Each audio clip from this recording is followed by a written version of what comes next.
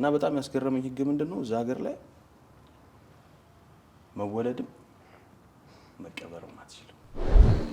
ከ500 ብር በላይ የሚደረግ የብድር ውል ስምምነት በጽሁፍ መሆን አለበት ይላል እግዚአብሔር ሕጋችን። 500 ብር ሲሰጥ በጽሁፍ ከዚህ ስንት በላይ ስንት ይበልጣል። አሁን ቆንጆ ነገር አነሳ።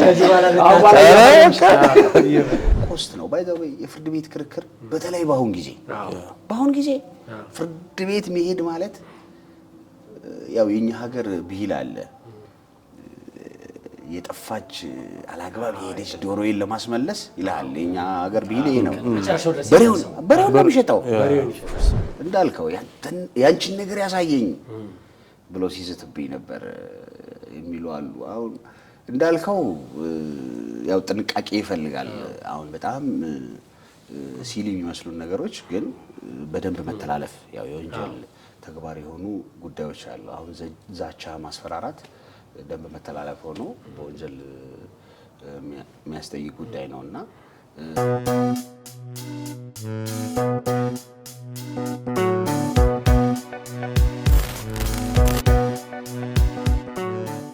ሰላም ጤና ይስጥልኝ የፕሮግራማችን ተከታታዮች። እንግዲህ ሳምንት እንወለድና ለዚህ ቀን በቃን። ይህ ሌላ መልክ የተሰኘ ፕሮግራማችን ነው በኢሳግ ኢንተርቴይንመንት እየቀረበ ያለው። ቀጥታ ወደ ፕሮግራም እንግዲህ ያው እኔ ሄኖክ መውደድ ነኝ።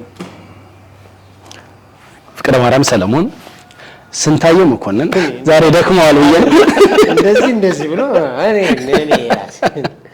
እኔ ስሜን ጠርቼው አላውቅም። ሙሉ ስሜን ስንታየው መኮንን ነኝ።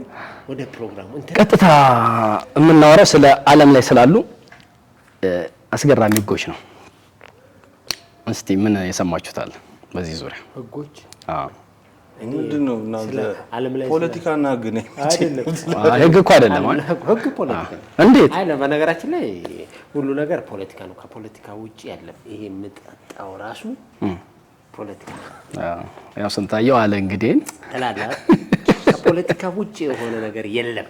ኦኬ እና ህግና ፖለቲካ ለነገሩ ሊቀራረቡ ይችላሉ እንጂ አብረው የሚሄድ ነገር አይደለም። እንደ ሀሳብ ህግ ሌላ ነው፣ ፖለቲካ ሌላ ነው። ግን ብዙ ጊዜ ያለን የፖለቲካ ህጉን የሚያጸድቁት ፖለቲከኞች ፎቢያ ነው። ያው ፖለቲካ እንፈራ ሆነናል። ለዛ ነው ምን ልዩነት አለ? እንዴት ግን የሚያረቁት ፖለቲከኞቹ ናቸው አይደል? አይ አሁን እንትን የሚባል ነገር የለም። ራሱ ህግ አውጪ ፖለቲካ ህግ አስፈጻሚ ነው የሚባለው። ፖለቲካ ምንድን ነው? ፖለቲካ እኮ ማለት እንደዚህ አሁን አንተ ወደዛ ጠጋል በልልኝ ማለት ፖለቲካ ነው። እንደ ሀሳብ እዚህ ጋር አልተመቸኝም ማለት ነው። የፖለቲካ ሀሳቦች ራሳቸውን የቻሉ ናቸው። ህግ ግን የሰው ልጅ አልተመቸኝም ፖለቲካ ነው። ዛሴት እዚህ ጋር አልተመቸኝም ስል አሁን እኔ ፖለቲከኞች ብርጭቆ እንደሚሸጡ አላውቅም። ለምሳሌ ልልይ ፈለኩት ገብቷል። ደም ምናምን ነው የሚበዛው ፖለቲካ ማለት እኔ እንጃ ምን ለምትሉኝ ፖለቲካ ደም ነው።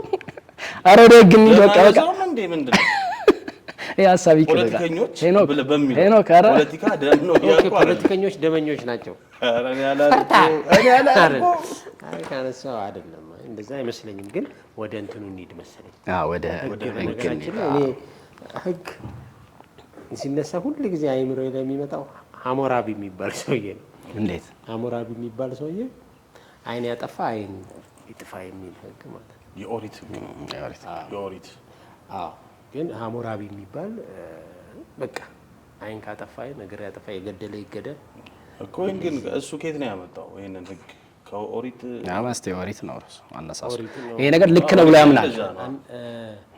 ልክ ነው ብሎ ያምናል። ኦኬ አሁን ደም በደም እንደሚጣጣ ስለዚህ የኦሪት ህግ ስለሆነ የሐሞራቢ ህግ አይደለም ነው። እኔ ወደዛ ወሰድኩት ማለት ከአሞራ ምናልባት አንዳንዴ ህግ ብለን የምንጠራቸው የተጻፉና ያልተጻፉ አሉ መሰለኝ። ህገ ልቦና የሚባል ነገር አለ። አንዳንዴ በኮንሰፕት ሰው ተስማምቶ የማያረጋው ነገር አለ። እነሱ ሀሳቦች አሁን አንዳንዴ ሰው በራሱ በማወቅ የማይነኩ ህጎች አሉ። ያልተጻፉ ያልተነጋገሩ አንዳንዴ እንደውም ከቅዱስ ቁርአን እና ከቅዱስ መጽሐፍ ላይ ያሉ ነገሮች ግን እኛ ገልጠን ስለማናነባቸው ሰዎች እንደራሳቸው አሁን እኔ ማውቀው አለማውቄን ነው የሚል እንትና ነው ይባላል። አሁን ይሄ ሶክራተስ ነው ይባላል። ግን ሶክራተስ አይደለም ያለው፣ ሐዋርያ ጳውሎስ ነው ያለው። ለዛና አንዳንድ ከመጽሐፍ ቅዱስ ላይ ከሐዲስ ላይ ተወስደው እንዲህ ሰዎች የራሳቸው የፈጠሯቸው ይመስለናል የሚመስሉ ነገሮች አሉ። እና አሁን አሞራቢ ያልኩት እና አንዳንዴ ምናልባት ልክ ነህ ሐዋርያው ጳውሎስ ነው ያልከው። እኛም የምናምነው በሱ ግን ሶቅራጥስ ምናልባት ሶቅራጥስ ከክርስቶስ ልደት በፊት የነበረ ነው መሰለኝ ነው መሰለኝ። እኔ እንደዚህ ቀኖች አታምጣው እያሉ ስንታየው ስለዚህና ማን ይቆረጀው ማለት አልኮረጀም እንዴ? ሁለቱም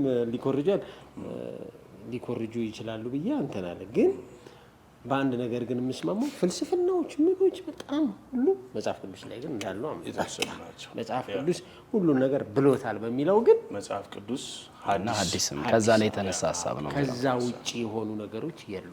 በጣም ጥሩ ሌላ እሺ ቆንጆ። አይ በቂ ነው። እሺ ሲቀጥል ፍልስፍና ከዛ አንፃር ነው የሚነሳው። ቅድም የህገ ልቦና አንደኛው የሐሙራቢ ይገርመኛል ነው። ሁለተኛው ደግሞ ሰዎች በህገ ልቦና መዳኘት አለባቸው የሚል እኛ ሀገር እንደነበረ የኃይለ ሥላሴ ህግ ደግሞ በጣም ይገርመኛል። ግን ሐሙራቢ የሚባለው ሰው ቅድም ምናልባት ሶቅራጥስ ከክርስቶስ መወለድ በፊት የነበረ ነው ብለህ ሐሙራቢ ግን ከኦሪት በፊት የነበረ ሰው ይመስላል። አይደለም እንደ ህግ ምን መሰለህ እንትን የሚለኝ የተጻፈ አለ ያልተጻፈ አለ። ለምሳሌ የሐሙራቢ ህግ ተጽፏል። አሁን አስተዳደር ምናምን ስትሆን ይሄን በዚህ ቀጣለው ትልል። ኦሪት ግን እንደሚመስለኝ በተጽፎ ምናምን ነው ህግ። ለምሳሌ ፍትሐ ነገሥት ምናምን እንደምንላቸው የኦሪት ህግ በዛ ልክ ፍትሐ ነገሥት ነው ህገ መንግስትን መጀመሪያ ጀመረ የሚባለው። ከዛ ተነስተው እንደነበረ እናውቃለን። በፊት ከህገ መንግስት ከመረቀቁ በፊት ፍትሐ ነገሥት ነበረ ማለት ነው። ልክ እንደዚሁ የሐሙራቢ ህግ ግን እንደ ንጉሥ ተቀርጾ ካጠፋህ ይጠፋል የሚል ነገር ነበረ ነው። ግን የኦሪትም እንዳልከው ጥፋቱ እኩል ጥፋት ነው ተብሎ ስለሚታመን የገደለ ያረገ የምታገኘው የኦሪት ህግ እንደዚህ አለ ምናምን ያው ሃይማኖታዊ አይደል? ሃይማኖታዊ ነው። አንዱ የሃይማኖቱ ሊቃወም ይችላል፣ ሌላው የማያምነው። አሁን ልክ የኦሪት ስዕል ልክ አሁን እንዳልኩ ሁለቱም ሃይማኖት ነው እየጠቀስኩ ያለው። ክርስትና ምስልምናም ሳይኖር ሃይማኖት የሚባለው ነገር ሳይኖር ከክርስቶስ ልደት በፊት ስለነበረ ማለት ነው። ሹክ ግን ምንድነው እያወራን ያለው? ምንድነው ጥያቄ? እኔ ራሴ ጠፋብኝ። አንተ እኮ ነህ ሐሙራዊ ማለት የተቀረጸ በህግ መጣ። ከዛን የሐሙራዊ ህግ እንደዚህ የገደለ ይገደል እንደዚህ ያደረገ ነው ሲል የኦሪት ህግም እንደዛ ይላል አልኩ። ሁለቱም ህግ ይላል። ጥሩ አካሄድ ነው። ዞሮ ወደ ጠየኳችሁ ጥያቄ እስቲ ተመለሱ። እናንተ ያስገረማችሁ ዓለም ላይ ያለ ህግ ምንድን ነው? እስቲ የሰማችሁት። ስቫልባርድ ትባላለች። ስቫልባርድ ማለት ደሴት ነች። አውሮፓ ውስጥ ናት። አውሮፓ ውስጥ ነች። የምድር አናት ላይ የምትገኝ ሀገር ናት። ያው ኖርዌይ ነች በበላይነት የምታስተዳድራት። ራሽያም በተወሰነ መንገድ የሆነ እንትን አላት፣ ግን የኖርዌይ ባንዲራ ምናምን ተሰቅሎ የራሷ ሎካል ዜጋ የላትም። ሎካል የሚባል እና በጣም ያስገረመኝ ህግ ምንድነው እዛ ሀገር ላይ መወለድም መቀበርም አትችልም። መሀል ላይ ነው የምንኖረው ማለት ነው። ተወልደ መጣ ልትሞት ስትል ትወጣለህ እንደማለት ነው። መውለድ አትችልም። አንድ ሴት ልጅ አርግዛ እዛ ሀገር ላይ ዜጋ አላቸው የራሳቸው ሎካል የሚባል ዜጋ የምትለው የለም ማለት አስተዳደር አለ፣ ህግ አለ፣ አስተዳደር አለ። ህግ አለ አልኩ እኮ በኖርዌይ ህግ ነው የምትተዳደረው፣ ግን የራሷ ቪዛ አላት። ሀብታሞች ናቸው ማለት ነው። ትንሽ ደሴት ነገር ነች። ምንድን ያለ መብዛት አላማ ነው? ምንድን ነው ኮንሰፕቱ? እዛ መውለድም ምንም ሰው እንዳይበዛ ተፈልጓል። ምንድን ነው መወለድ የማይቻልበት ትልቁ የተከለከለበት ምክንያት መወለድ ሳይሆን መሞት፣ ስፔሻሊ መቀበር የማይቻልበት ምክንያት ምንድን ነው? በጣም የምድራችን ቀዝቃዛው ስፍራ እና ምን ሆነ የሆነ ሰዓት ላይ ሰዎች ሲሞቱ ሲቀበሩ ወደ ላይ መውጣት እየገፋቸው ይወጣሉ ወደ ላይ እንትኑ ማለት ነው። ቅዝቃዜ አይበሰብስም። ከዛ ምን ሆነ ከነ ቫይረሱ የሞተ ሰው ለምሳሌ ከነ ቫይረሱ ምናምን ይወጣ፣ ቫይረሱም አይሞትም። ብክለት ያመጣል እኮ ከፍተኛ ፍሪጅ ማለት እንዴ! እሱ ይገርማል እንዴ! ዓለማችን ላይ ያሉ የምግብ ጥራጥሬዎች ናሙናዎች ምናልባት ዓለም በኒውክሌር እንኳን ብትጠፋ ተብሎ እዛ ነው ስቶክ የሚደረገው የሚቀመጠው። የሚገርም ነው። ሰው ግን ይኖርበታል። ስቫልባርድ ኦፍ ኮርስ ስንት 2000 ምናምን ሰዎች ይኖርበታል። ገደማ አካባቢ ሰዎች ማንም ሰው ሄዶ መስራት ይችላል። ቪዛ ነፃ ነው። ማንም ሰው ሄዶ መስራት ይችላል ማንም ሰው እና ይሄ ህጋቸው ይገርመኛል። ሌላው ምንድነው ሆቴልም ይሁን መኖሪያ ቤትም ይሁን ሬስቶራንትም አንድ ሱፐር ማርኬት ነው ያላቸው አክቹአሊ ጫማ ነው ልቀህ ነው የምትገባው። ጫማ ለምን ነው ልቀህ ነው የምትገባው? አይቻልም ጫማ አድርጎ መግባት። ያው የተመቀደስ አይ በጣም ልክ እንዳሰብነው ነው። ግን አሪፍ ነው እባክህ።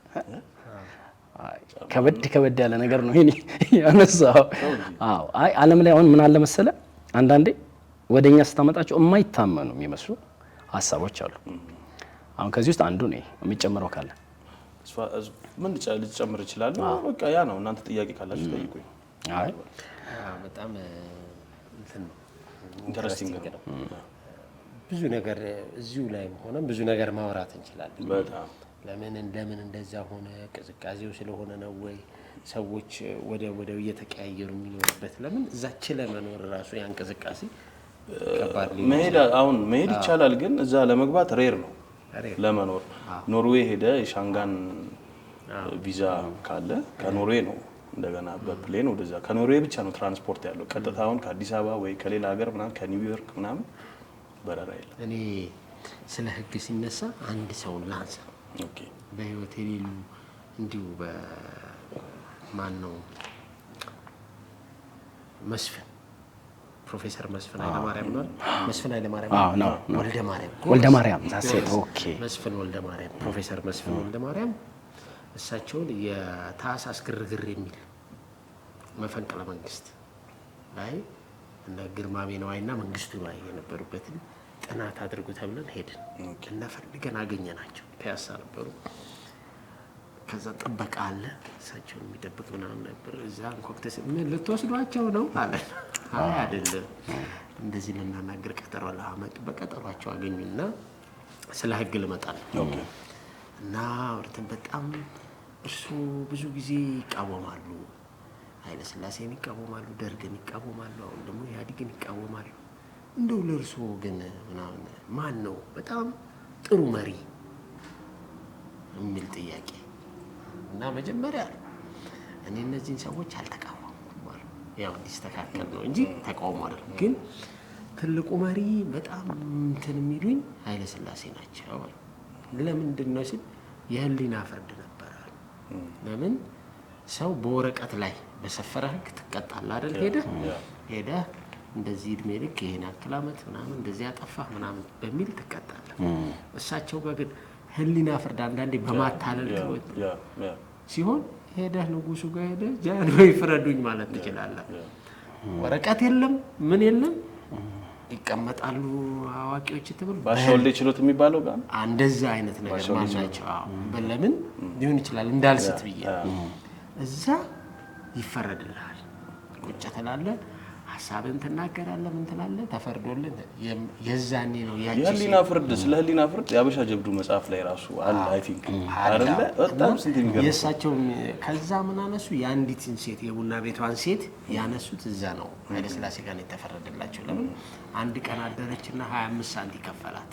እዛኔ 25 ሳንቲም ብዙ ከፈላትና መጨረሻ ላይ ሚስት አይደለሽም ማለት። ከዛ ሄዳ ሲል ወረቀት የለም ምን የለም ፍርድ ቤት ሚስት አይደለሽም ተብላ ተባረረች። ከዛ ይዛኔ አውጥታ ወረደው እንዴት ነው የገባሽው? ለአንድ ቀን አዳር ብሎኝ ነው። ስንት ከፈለሽ? 25 ሳንቲም የከፈለኝ። ስንት አመት ኖርሽ? 30 አመት። በቀን 25 ሳንቲሙ ታስቦ የ30 አመቱን ክፈላት ተብሎ ተፈረደበት እና የህሊና ፍርድ ነበረ። ስለዚህ አንዳንዴ ህግ ላይ ስናወራ የህሊና ፍርድ አያስፈልግም ትላላችሁ? ያስፈልጋል፣ በደንብ ያስፈልጋል። አይ ዳኝነቱም ላይም እኮ አሁን ያለው ነገር ዳይሬክት የተጻፈ አይመስለኝም። አንዳንዴ እስቲ በኋላ ወደ ኋላ እናነሳ ይሆናል። ህጉን አውቆ ጥንቅቅ አድርጎ ወደ ወንጀል የሚገባ ሰው ይኖራል እና ይሄ ሰውዬ አሁን የምትፈታው በምን መንገድ ነው? የዚህ ሰውዬ ነገር እንዴት ማኔጅ ህጉ ከቨር ሊያደርግለት ይችላል። ይሄ ሰውዬ ግን ይሄን ከለላ በማድረግ የሚያመጣው ነገር ምን ይመስላል የሚለው ነው ወደ በኋላ የምናየው ነው። ይሄ ግን እዚህ ላይ እናቁመውና ቅድም ስለ ሞት ያነሳው እንትን በጣም ኢንተረስቲንግ ነው።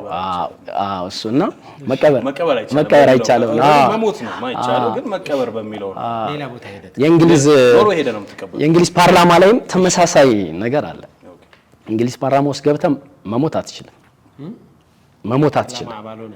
ፓርላማ ውስጥ ስብሰባ እየተካሄደ ነው። ውስጥ ገብተህ እንግሊዝ ፓርላማ ተቋሙ አለ አይደል? እዛ ውስጥ ገብተህ መሞት አትችልም። ይሄ ማለት የኛ ፓርላማ አለ ደቅ ብለው ይሆናል እዚህ ጋር ምናምን አለ። ከዛ መሞት አይቻልም። በቃ ምንም ዴፊኒቲሊ ፓርላማ ውጪ መሞት ይችላል። ፓርላማ ውስጥ ነው። እሱ የግል መብት ነው። የግል መሞት አትችልም ማለት ሰውየው ከሞተ በኋላ ይጠይቃል የሚለው አወያይ ነው እንደ ሐሳብ። ግን ፓርላማ ውስጥ ማለት ነው ልትገባ ስትል ህመም ካለ ምናምን ቶታሊ አያስገቡም ራሱ ፓርላማ ውስጥ አትገባ። ለምን? ምክንያቱ የንጉሳውያን አቀባበር ስርዓት ነው የሚካሄደው እዛ ውስጥ አፕል ላደረገ ነገር እና እነሱ ደግሞ ያው ባላቸው እንትን ላይ ሴንሲቲቭ ናቸው። ገባ አይደል? እና ያ አፕል እንዳያረግ ይሄ ህግ ወጥቷል እና እንግሊዝ ፓርላማ ውስጥ ገብተህ አለ አይደል? የፓርላሜንት ምናምን ስብሰባ አለ። ኦፍ ኮርስ አለ። ያ ስብሰባ ሲደረግ አትሞታትም ተመርበረ እንዴ አይደል? አሁን ለሃርት አታክ ድንገት እኮ ሊገል ይችላል። ዳኒቴን ይዤ እንደው ማይዝ ነገር ነው። አይ ቲንክ እንግዳችን ግን ማን ነው? ያው ስለ ህግ ማውራት ስንጀምር ኦልሬዲ ተጠረጥራላችሁ ብዬ ነበር። እናንተም ጸጥ አላችሁ እኮ። ዛሬ ያረገጣችሁት ቦታ የለም። ደህና ናቸው? በሰላም ነው? ባር እግዚአብሔር ይመስገን። እሺ ነገሩና በእናንተ ሲመጣ ቶሎ አትነግሩ፣ በእኛ ሲመጣ ነው የምታፋቱ። ስለዚህ እንግዲህ ውድ የኢሳግ መዝናኛ ዩቲዩብ ቻናል ፋሚሊዎች፣ የሌላ መልክ ወዳጆች፣ ዛሬ እንግዲህ በሌላ መልክ ፕሮግራማችን ላይ እንግዳ ሆኖ የተመረጠው የህግ ባለሙያው መዋለ በርሄ ነው። መዋለ በርሄ እንኳን ደህና መጣ። እንኳን ደህና ቆያችሁ። በነገራችን ላይ በጣም ልጅ ነው። ዛሬ ኩዬን አገኘው። እግዚአብሔር ይመስገን። ኩዬን አገኘው አላራ ታላቅ ምን ለማለት ፈልገህ ነው? እኔ የምትለው ነው ደግሞ እንግዳ መጣ ገና ሲመጣ ለመጣ ይገርማል። ልክ እንግዳ ሲመጣ ወደ እንግዳው ለመሄድ እንግዳው ቡድን ወይዬ እቻሪስና እንግዳው ቡድን ይኸውላችሁ ወርቅሻ ሰመር ጡሬ ዛሬ ኩዬን አገኘው።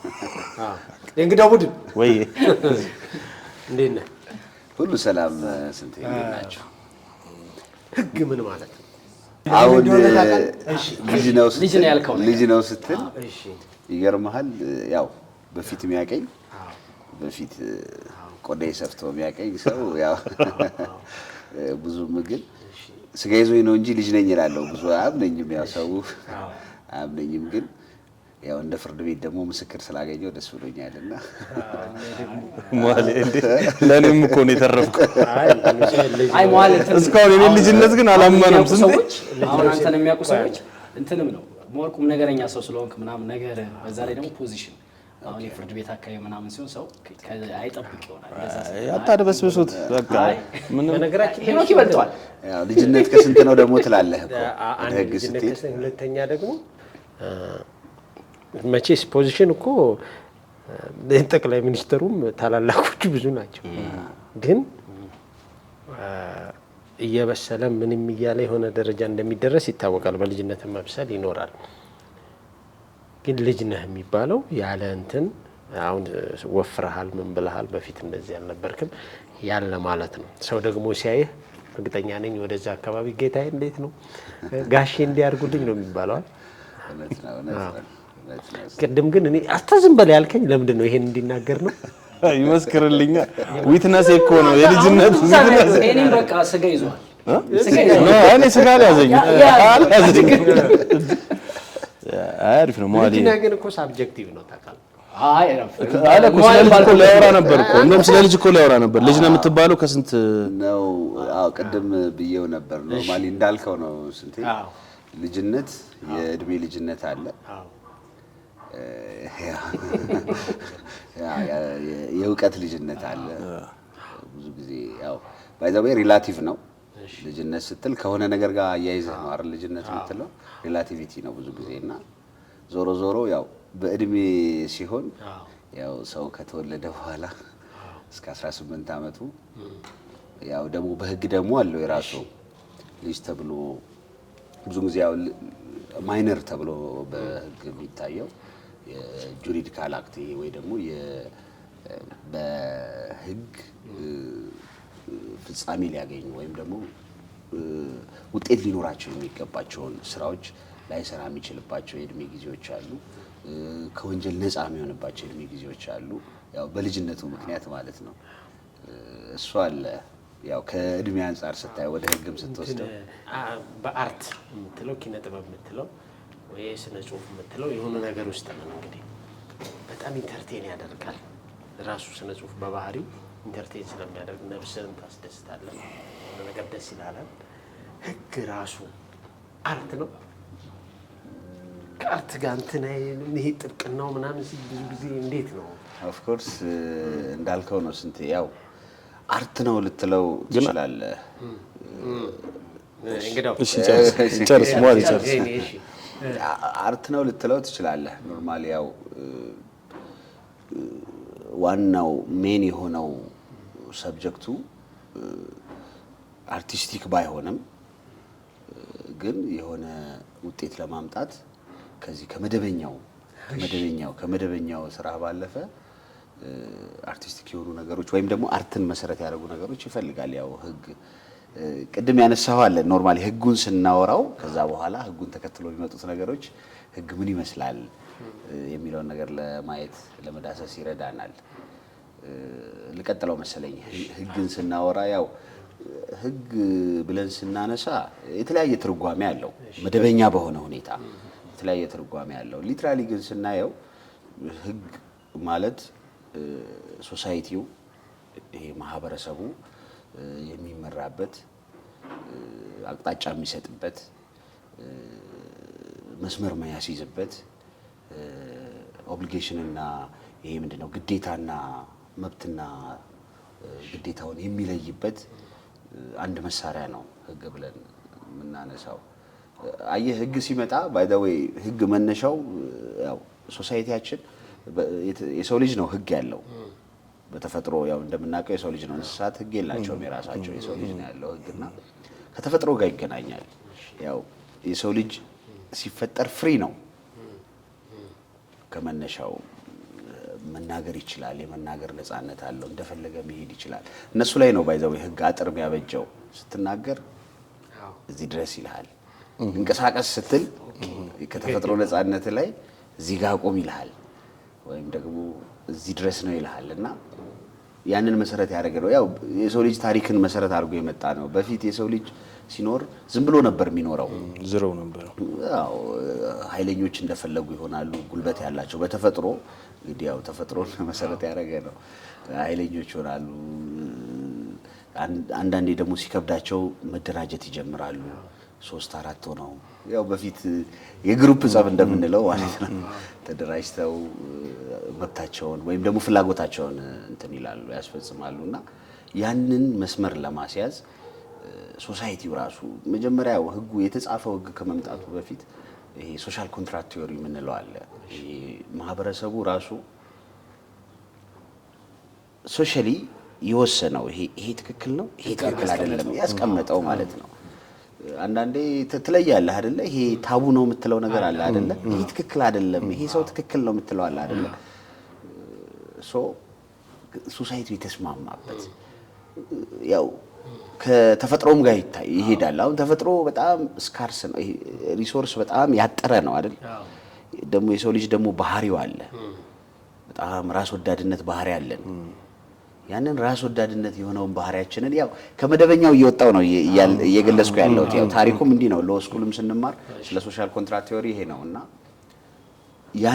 ያንን ሰብስቦ በጣም ስካርስ የሆነውን ሪሶርስ ወይም ደግሞ በጣም ሊሚትድ የሆነው ይሄ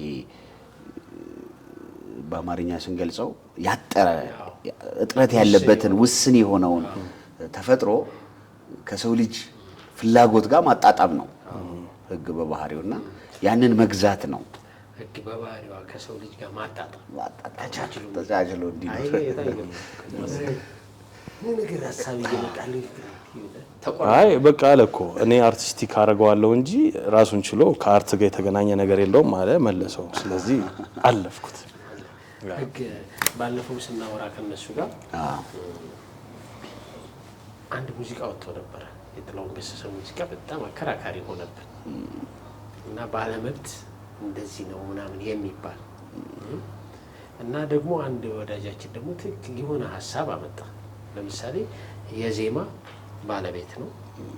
ዜማ ያወጣው ግጥም ያወጣው ነው አይደል? ባለቤት መሆን የሚችለው ግጥሙን የጻፈው ሰው ባለቤት ነው። ዜማውን የሰራው ሰው ባለቤት ነው። ሙዚቀኛው ባለቤት ነው። እሱ የተቀዳውን የተቀረጸውን ነገር የመሸጥ ምናምን የማለት መብት አለው። ግን እስኪ እዛ ላይ እኛ ብዙ ሙቀቱ ስለሌለ መዋሌ ሰፋ አድርገን የፈጠራ መብት ላይ ምንድነው የሚባለው ራሱ እንትኑ ይሄ ከዚህ ከአእምሮ ቅጂና ተዛማጅ መብቶች አዋጅ ቁጥር 410 አለ። ኦልሞስት 96 አካባቢ ነው የወጣው ይሄ አዋጅ እና የቅጂና ተዛማጅ መብቶች አዋጅ ያው አሁን እንደተገለጸው ነው። አንድ ሰው ያፈለቀውን እውቀቱን መሰረት አድርጎ ድካሙን መሰረት አድርጎ የሚሰራቸውን ስራዎች በተለይ ከዚህ ከኪነ ጥበቡ ጋር በተገናኘ መብቱን ለመጠበቅ የወጣ አዋጅ ነው እና እዛ አዋጅ ላይ የሚያስቀምጣቸው የተለያዩ ድንጋጌዎች አሉ። አሁን እንደተገለጸው የዜማውን ባለቤት የፕሮዲውሰሩን ሙዚቃ ሲሆን ከዋኝ ነው የሚባለው ሙዚቀኛውን እነሱን ፕሮቴክት ለማድረግ የተቀመጡ መብቶች አሉ። ከዚህ ከኮፒራይት ከቅጂ መብትም እንደገና ደግሞ ኔግበሪንግ ራይት የምንለው አለ። ይሄ ተዛማጅ መብቶች ጋር በተገናኘ የተቀመጡ መብቶች አሉ። ያው ዝሮ አይደለም ዝም ብለህ የአንድ ሰውን ስራ አንስተህ ልትሰራ የምትችልበት ሁኔታ የለም። እዚህ ሀገር ውስጥ ተቀምጧል። በክርክር ማሸነፍ ትችላለህ። ለምሳሌ መሰል ጥላሁን ገሰሰ አንድ ሙዚቃ የህይወቴና ዜማው ግን በልጦ የሚለው እሱ ሊል ይችላል። ወረቀቱ ላይ አልተጻፈም እንደዛ የሚል ለባለ ዜማው ነው የሚሰጠው። ዘፋኙ ደግሞ ራሱ ክሬት አድርጎ የሚያመጣው ነገር አለ። ህግ አይፈቅድለትም ወይ? ለዚህ እንትን እንዴት ነው በጥቅና ላይ ስትቆም በዚህ የግድ የተጻፈው ብቻ ነው ወይ?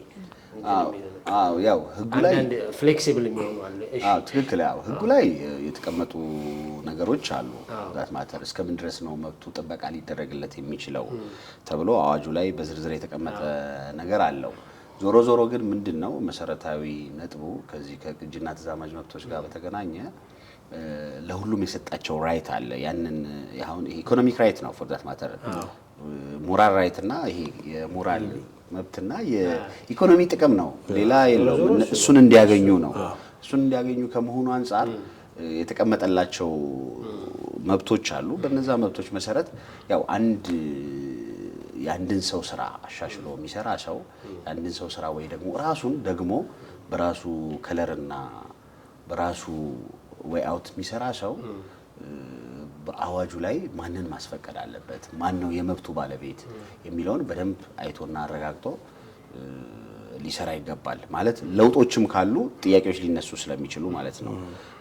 ግን አሁን ስንቴ ካነሳው ነጥብ አንፃር እንደተረዳሁት የዜማው ባለቤትና ከዋኙ ጋር ያለው ግንኙነት ምንድነው ነው? ግንኙነት ምንድነው ነው? ያው ምልህ አሁን አንድ ዜማ ብትሰራውም ነፍስ የሚዘራው በድምፃዊው ነው አይደል? ይሄ ድምጹን አውጥቶ በሚሰራው ሰው ነው። እሱ ድምጹን አውጥቶ ህዝብ ጆሮ ካላደረሰልህ፣ እሱ ኢፈርት ካልጨመረበት፣ ቫልዩ አድ ካላረገበት ስራው ስራ ሆኖ አይቀር። ዜማው ቁጭ ነው የሚለው። ብዙ በዛው እኛ ሀገር የተሰሩ ዜማዎች አሉ አይደል? እንሰማለን። እንትና ይሄን ያህል እንትና የሚባል አለው እኮ 1000 ግጥምና ዜማ ይዟል ይባላል። ግን እሱ ግጥምና ዜማ መብት ሊፈጥርልህ የሚችለው ኢኮኖሚ ጥቅም ሊኖረው የሚችለው ወጥቶ ሲያገኘው ነው። ከዛ አንፃር ስለሆነ እስከ ዓመት ድረስ ነው መብቱን የሚጠቀሙበት። ማን ነው የመብቱ ተጠቃሚ? ያ ሰውዬ ከሞተ በኋላ ኢሹን በደንብ ዲቴል ባልሰማውም አሁን የተሰራ አንድ ሙዚቃ አለ የጥላሁንን ወደ 6 ዘፈን ይመስለኛል። ከሱ አንፃር ኢሹን በደንብ ዲቴል ባልረዳውም ባልሰማውም ሳምሆ ሰምቼዋለሁ። ግን አሁን ለምሳሌ የዜማው ባለቤት ቢሞት ማንን ትጠይቃለህ? ድምፃዊው ቢሞት መብቱን ይዞ ማን ነው የምጠይቀው የሚለው አዋጁ ላይ በግልጽ ተቀምጧል። ወራሾች አሉ። ራሶች እስከምን ድረስ ነው ኢንተርቴን የሚያደርጉትም የሚለው እዛ ላይ ስለተቀመጠ በዛ አግባብ መሄዱ ያስፈልጋል። ያው ክርክር ግን ሲመጣ ጭብጦችን ለይተህ ለሱ በሚጠቅመው መልኩ ትከራከራለህ። ለዛ ነው የሚሆነው። እስቲ አውራ ስንት አድርጎ ተመሳሳይ ያወራንበትን ሐሳብ የሆነ እኮ ነው አሁን እያወራ ያለው ገብቷል። ኪነ ጥበብ ጋር ትልቁ ኪነ ጥበብ ዳኝነት ይሰጣል፣ ፍትህ አለ እና አንዳንዴ ትልቁ ዓላማ በህግ ላይ አንድ ሰው የተበደለ ምናምን ፍትህ ማግኘት ነው አይደል? በፍትሐ ብሔርም በወንጀልም ፍትህ ሊገኝለት ይገባል። እውነት ሆኖ የገጠመ እውነት ሆኖ በተሳሳተ መንገድ የተዛባ ነገር ገጥሞ ያውቃል? እንደው እውነቱ እየታወቀ በወረቀት ወይ በምናምን ነገር በማስረዳት ችግር ነገሮች ተፈጥረው ያውቃሉ? እንደው የተለየ ነገር የምትላቸው ነገሮች በዚህ ነገር ባለ እና የሚቆጨ እሺ አዎ እንዳልከው ነው። ህግ ትንሽ ያው በተለይ ጥብቅናው ላይ ስትሆን የፍርድ ቤት ክርክሮች ላይ ትንሽ የሚይዝህ ነገሮች እንደዚህ አይነት ነገሮች ናቸው። ማለት እውነት እንግዲህ ያው እውነትንም መተርጎም ይፈልጋል። እዚህ ጋር እውነት ለራስህና እውነት ከህግ አንጻር ምን ይመስላል የሚለው ነው መሰረታዊ ጥያቄ። ያው እንግዲህ ፍርድ ቤቶች የሚመሩት በህግ ነው። ህግ ማለት ሁለት አይነት ህጎች ናቸው ያሉት። አንደኛው ህግ ሰብስታንቲቭ የምንለው ዋናው ህግ አለ። አድርግ አታድርግ የሚለው ህግ አለ። አድርግ አታድርግ ማለት ራሱ ፍትሐ ብሔርን ብትለው የፍትሐ ብሔር ህጉ ላይ አለ። ወንጀልን ብትለው የወንጀል ህጉ ላይ አለ። ይሄን ካደረግ እንደዚህ ትሆናለህ፣ ትቀጣለህ የሚለው። ከዛ በኋላ ደግሞ እሱን ህግ ነፍስ የሚዘራው ፕሮሲጀሩ ነው ወይም ስነ ስርዓት ህጉ ነው። ለምሳሌ አንድ ሰው የወንጀል ክስ ቢቀርብበት ያ የቀረበበትን የወንጀል ክስ እውነቱን የሚያስረዳው እውነቱን ይዞ ስለተናገረ ብቻ አይደለም። በወንጀል ህግ ስነ ስርዓት ላይ የተቀመጡትን ስርዓቶች በመፈጸም ነው፣ በመከተል ነው። እሱን ተከትሎ ነው እውነቱን የሚያስረዳው። ዘ ሴም ኢዝ ትሩ ሲቪል ይሄ ምንድነው ፍትሐ ብሔር ህግ ላይም በጣም ኮምባይልድ የሆነ በፊት ኦልሞስት ወደ 50 ዓመት የሆነው የፍትሐ ብሔር ስነ ስርዓት ህግ አለ። በሱ ስነ ስርዓት ህግ መሰረት ነው ክርክርህን ይዘህ ሄደህ ውጤት ልታገኝ የምትችለውና እንዳልከው ይጨንቃል። እውነት ማስረዳት ለሶስተኛ ወገን ነው የምታስረዳው። ለምሳሌ ከ500 ብር በላይ የሚደረግ የብድር ውል ስምምነት በጽሁፍ መሆን አለበት ይላል እግዚአብሔር ሕጋችን። 500 ብር ሲሰጥ በጽሁፍ ከዛ በላይ ስንት ይበልተኛል። አሁን ቆንጆ ነገር አነሳ። ያው ከጨዋታ አንፃር ነው ማለት አሪፍ ነው። እንደዚህ ነገር ባዘበ ልክ እኛም ልክ አንተን ስናመጣ ልክ ኢንተርቴን እያደረገን ሰውን የሆነ ነገር ማስያዝ ነው። አሪፉ እንትኗ ላይ መጣው ነው ምልህ። ይሄን ከማስረዳት አንፃር ያው ሰበር የወሰናቸው በህግ በባህሪው እንትን ነው። አሁን የሰበር ውሳኔዎች ብትሄድ ብዙ ውሳኔዎች አሉ። ከ500 ብር በላይስ አበድሮ ግን ብድር ስለማበደሩ እውነት ያለውን ሰው እንዴት ያስረዳ የሚለው ህጉ ግልጽ አድርጎታል። በቃ በጽሁፍ አድርግ ይልሃል። በጽሁፍ ካላረክ ያው አላበደርክም ማለት ነው። ሊትራሊ ስታየው ማለት ነው። አሁን እንደዚህ አይነት ነገሮች ህጉ ላይ የተቀመጡ እውነት ይዘህ ግን አንተ እውነትህን ለማስረዳት የሚያስቸግሩ ጉዳዮች ያጋጥማሉ። ዞሮ ያው የተወሰኑ ውሳኔዎች አሉ በምን መልኩ ላስረዳ የሚለውን ነገር መታየበትና ከዚህ አንፃር ያው ይጨንቃል። እንዳልከው የእውነት ኖሯቸው ያው ጠበቃ ስትሆን ምን የሆነ ባህል መሰለ የሰውን እውነት የምትገልጠው አንተ ነህ፣ ማሳየት አለብህ። እውነት ባይሆንስ ሟሊ አንተ ጋር የሚመጣው ሰው ለምሳሌ ልክ እናውራው አሻለ እንትን ነው።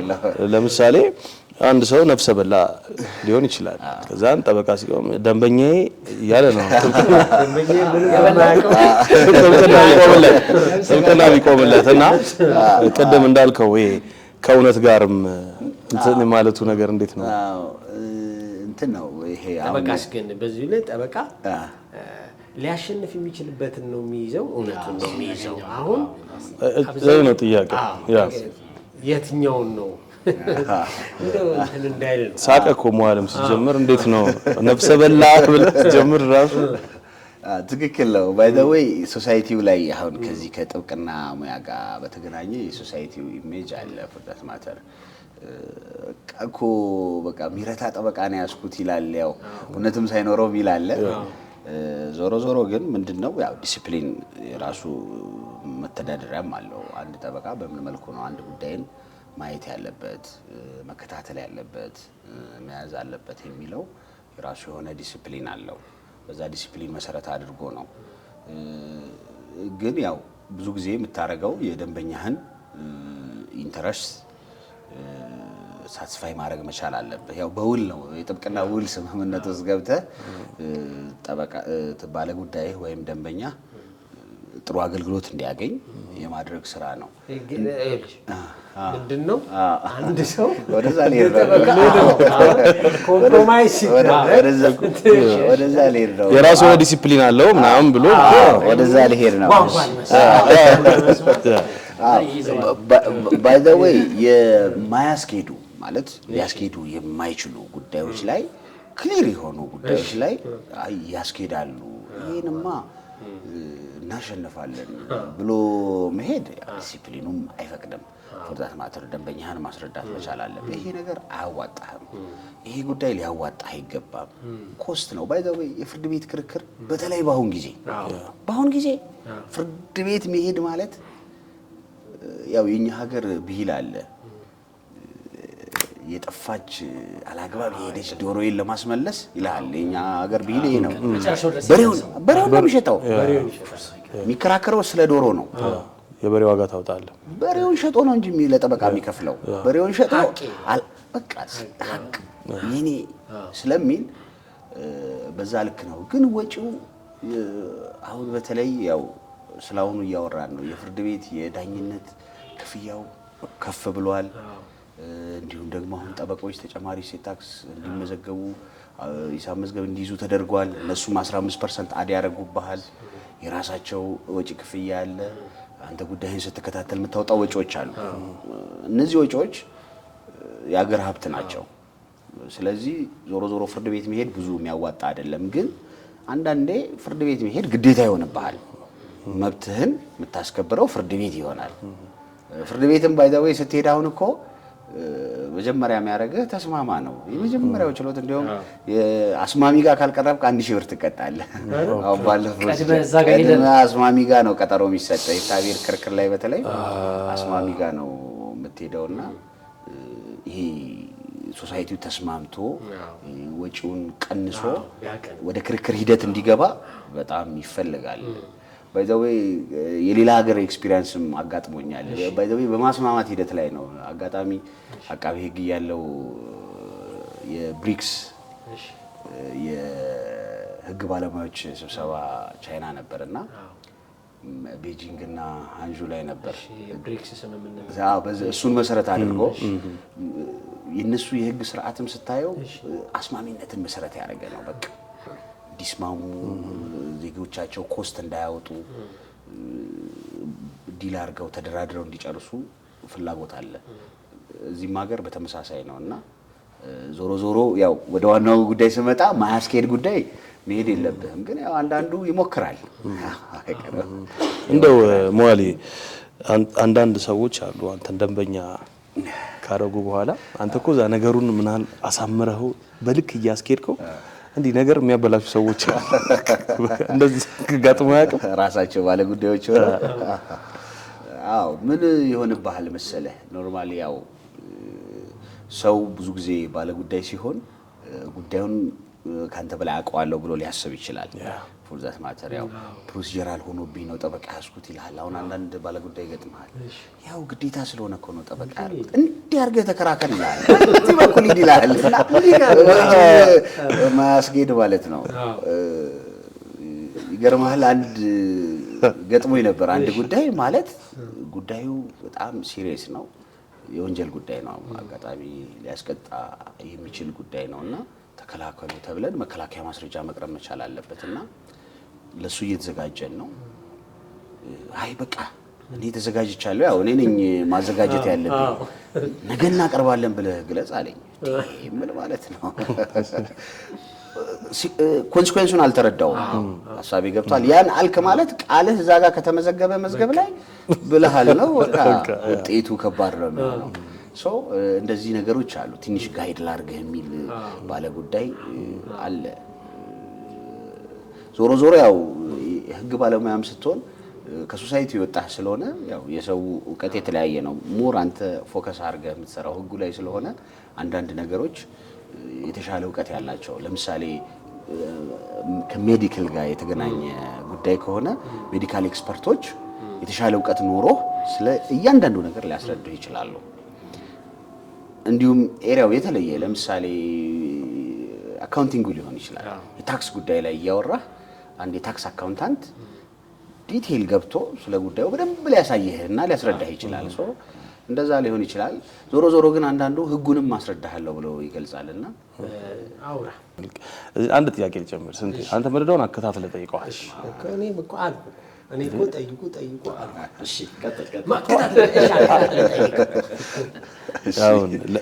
ለምሳሌ ያው ብዙ ሰዎች ይመጣሉ ቸግሯቸው በሰዓቱ ምንም ብጠይቃቸው ያው አንተም ፌር የሆንክ ሰው ጨዋ ልጅ እንደሆንክ አውቃለሁና የሚገባህን ጠይቃቸው ከዛ በኋላ ጉዳያቸውን ኪል ካረከው በኋላ ወገቤን ምናምን የሚሉ ሰዎች ወይ ደግሞ ምንም እንዳልተደረገላቸው የሚቆጥሩ ሰዎች አሉ። እንትን ዋናው ይሄ ሚኮሮኮሮ ፓርት ላይ መጣልኝ። ያው እንደነገርኩህ ነው ማለት ያው የጥብቅና ጉዳይ ሲነሳ ያው በውል ነው እንዳልኩ በውል ነው የምትሰራው።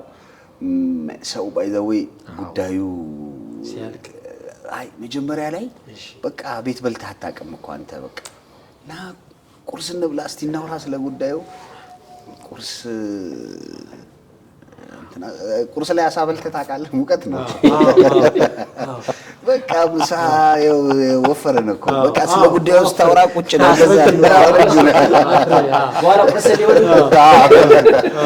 ልክ ግን ያው ኖርማሊ ብዙ ጊዜ ፖዚቲቭሊ ማልቆ ጉዳዩ ያው ፕሪዲክት አድርገህ ብዙ ጊዜ ፖዚቲቭ ይሆናል ብለህ ያሰብከው ፖዚቲቭሊ ጉዳዩ ካለቀ በኋላ ግን አንዳንዱ ይልሃል በቃ ፕሮሚስ ይገባልሃል በቃ ከዚህ በኋላ ብዙ ስራዎች ነው ምን ሰራው አብረን ይልሃል በቃ ቴንኪው ይልሃል ግን ያው የቀረችህንም ሂሳብ ልታጣ ትችላለህ።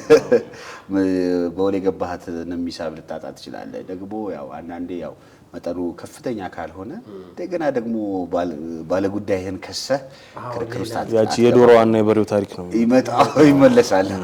አንተም የሱ ፓርት አንዱ ትሆናለህና እንደዛ ነው። ግን ያጋጥማል በጣም ለነገሩ ይሄ አብዛኛው ሙያ ላይ የሚገጥም ነው። መጀመሪያ ሰው እንዳለው በቃሉ የነሱ እኮ ምንድነው መሰለህ አሁን ለምሳሌ በጣም ተበላ አስበላው የሚባለውን እኮ ወንጀል ነው ያስመልሶ ምናምን እሱ ለነገሩ ዲሉም አለ አይደል?